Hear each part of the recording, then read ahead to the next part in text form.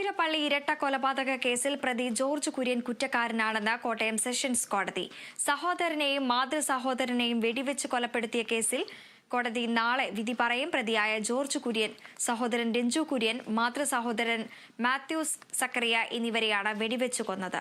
സ്വത്ത് തർക്കത്തെ തുടർന്നായിരുന്നു കൊലപാതകം. 2022 മാർച്ച് 7-നായിരുന്നു സംഭവം.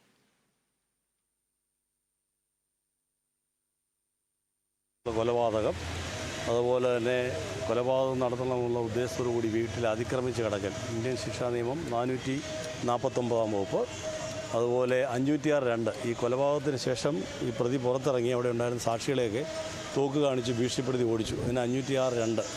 പിന്നെ section 30 of the arms act, Indian ആയുധ നിയമത്തിൻ്റെ 30-ാം വകുപ്പിന് ലംഘനം. അദ്ദേഹത്തിൻ്റെ ലൈസൻസ്ഡ് റിവോൾവറാണ്, പക്ഷേ കണ്ടീഷൻസ് ഓഫ് ലൈസൻസിൻ്റെ വയലേഷൻസ് ഉണ്ട്.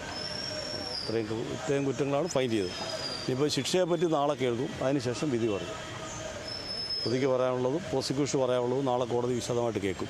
അതിനുശേഷം മാത്രമേ അതിൻ്റെ വേർഡിക്റ്റ് പ്രൊനൗൺസ് ചെയ്യത്തുള്ളൂ. അത്രയായിരിക്കും ശിക്ഷ, നാളെ തന്നെ ഉണ്ടാവുമായിരിക്കും. അത്രയായിരിക്കും ശിക്ഷ എന്നുള്ളത് നാളെ കേൾക്കുള്ളൂ.